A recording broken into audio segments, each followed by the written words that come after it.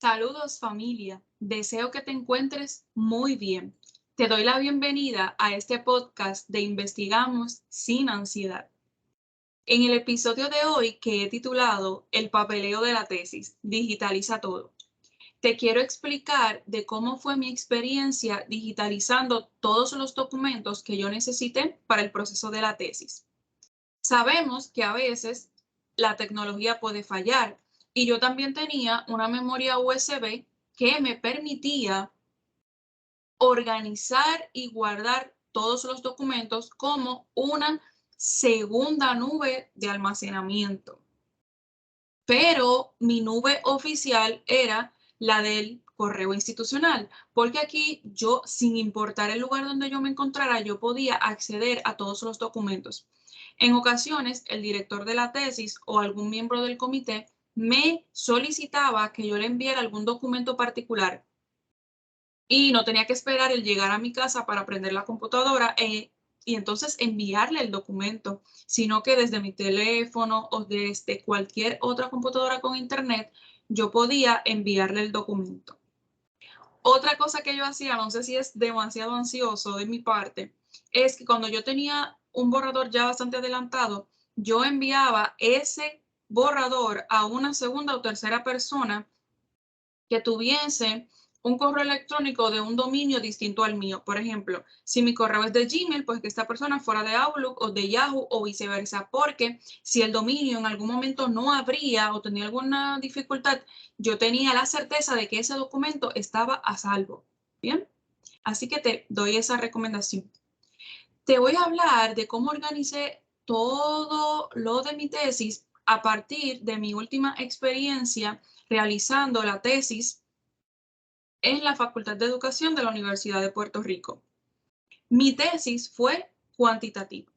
El diseño que utilicé fue diseño de investigación por encuesta. En mi tesis, yo construí un cuestionario que me permitió recopilar la información o más bien los datos. Entonces, ¿qué yo hice? Yo hice una versión en papel, una versión electrónica para administrarla en dos recintos de mi universidad para dos facultades distintas. Debido a que eran diferentes facultades y recintos, por lo tanto era demasiado papeleo porque eran muchos permisos, autorizaciones, entonces yo tenía obligatoriamente que organizar todos estos documentos para tener todo a salvo y cuando me pidieran algún permiso particular, tenerlo rapidito ahí. Entonces, en la normativa de mi facultad, nosotros tenemos que hacer la tesis en dos momentos diferentes. ¿Y a qué me refiero con esto? Primero, tenemos que entregar una propuesta de investigación que tiene 3 capítulos. El capítulo 1 es de la introducción, donde está toda la parte de la justificación, la parte del trasfondo, las preguntas, propósitos e hipótesis, los conceptos claves. Entonces, en la segunda parte, que es el capítulo 2, es la revisión de literatura y el marco teórico. En el capítulo 3 está el método de investigación. Entonces, después que tú haces todo esto, que te aprueban la propuesta, tienes que someter al comité de ética o el IRB, como se llama en tu institución, para poder darte los permisos correspondientes para iniciar a recopilar la información. Luego que has recopilado todo, pues entonces va esta parte de análisis, redactar, organizar los anejos y entonces vas a defender tu tesis. Entonces, imagínense todo el papeleo que hay en todo este proceso. Por lo tanto, es sumamente importante tener todo organizado. Por eso es que te recomiendo utilizar una nube de almacenamiento en donde puedas organizar por carpetas y subcarpetas, ya sea por temas, por fecha, por los cuestionarios que vas haciendo, las revisiones, las actualizaciones, como te sea más fácil a ti. En el día de hoy te voy a mostrar cómo yo lo hice. El episodio de hoy tiene un complemento visual que podrás encontrar en mi canal de YouTube que se llama Sara Rosario Vázquez. Vas a buscar específicamente este episodio que se titula asimismo El papeleo de la tesis digitaliza todo. Recuerda que en la descripción del episodio podrás encontrar la transcripción de todo lo que estoy hablando en el día de hoy. Por si tienes un colega que es sordo o si en el momento no me puedes escuchar, puedes leer todo lo que te estoy diciendo en el día de hoy. Bien, aunque estés en alguna de las plataformas del podcast, voy a hacer la descripción sumamente literal para que me puedas entender aunque no me estés mirando. Muy bien. En estos momentos voy a proceder a compartir mi pantalla para que puedas ver cómo yo he hecho, o más bien cómo hice en ese momento el proceso de la tesis. Muy bien. Perfecto. Ahora les estoy mostrando mi nube de almacenamiento, que en este caso la tengo en Outlook, en OneDrive. Entonces, como podrán ver, tengo todo por año. Entonces, para este video particular, tomé todas las subcarpetas de la tesis y la organicé en una sola, pero pueden tomar este ejemplo de organizar por año y por semestre cada una de sus clases, porque todo esto le va a ayudar cuando están en la tesis para ir buscando cada uno de los temas dependiendo de lo que quieran ustedes citar. Voy a ir directamente a la carpeta de la tesis. Como les dije anteriormente, que en la Facultad de Educación tenemos dos momentos de la tesis. La primera es la propuesta y la segunda ya la parte final. Voy a ir a esa primera parte. Muy bien. Como pueden notar aquí, tengo unas subcarpetas que llevan cada una de lo que son los procedimientos de esa propuesta inicial. Por ejemplo, le voy a mostrar la carpeta de los borradores, que fueron muchos, que yo fui haciendo. En mi caso, yo lo organizaba con la palabra borrador 1, 2, etcétera, y le ponía al lado mi nombre y la fecha. Porque cuando yo le fuera a enviar ese documento a mi director, le fuera más fácil cuando fuera a descargar, porque yo no era la única tesista que él tenía. Así que lo iba colocando por nombres. Muy bien. Ahora les voy a mostrar cómo organicé la carpeta de la revisión de literatura y todos los artículos que tuve que leer. Como pueden notar aquí, yo clasifiqué las lecturas por diseño o por métodos de investigación. Aquí, por ejemplo, yo utilicé una revisión de literatura que utilicé para mi examen de grado, en donde todo lo organicé por diseños. Por ejemplo, aquí yo tengo artículos que son meramente cualitativos, meramente cuantitativos. Bien, y le ponía como que algo que yo lo fuera a recordar rápido. Porque esto me iba a ayudar a cuando yo fuera engranando todas las ideas en la revisión de literatura, a recordar si el artículo era cuantitativo, qué diseño era, cuál era su propósito y cuál fue la conclusión, porque así no tenía que volver a leer el artículo porque ya lo había leído hace mucho tiempo y se me había olvidado qué decía el artículo. Otra sugerencia que le puedo dar, aunque tal vez esto puede ser un poquito pesado, pero en verdad ayuda mucho. Cuando yo hice el examen de grado, yo hice una tabla con los artículos que yo iba leyendo por diseño, propósito, en qué país se obtuvo o se hizo la investigación, de qué año era. Entonces, cuando yo iba como que engranando las ideas de los autores, lo iba poniendo ellos iban hablando entre ellos, más yo iba colocando mi voz como investigadora, es una tabla metodológica de los artículos. Les voy a mostrar ahora. Miren, este es todo lo que hice en mi examen de grado. Hice esta tabla, ¿verdad? No está en estilo APA, pero quiero que vean cómo hice esta parte. Colocaba las fichas bibliográficas y era más fácil hacer la lista de referencias, hacer un copy-paste. De qué trataba de manera breve este artículo, el problema que trataba, diseño, todo, lo que yo necesitaba para la revisión. ¿Qué análisis se hicieron, verdad? Aquí está toda la parte cualitativa. Les voy a ir pasando lento. Bien.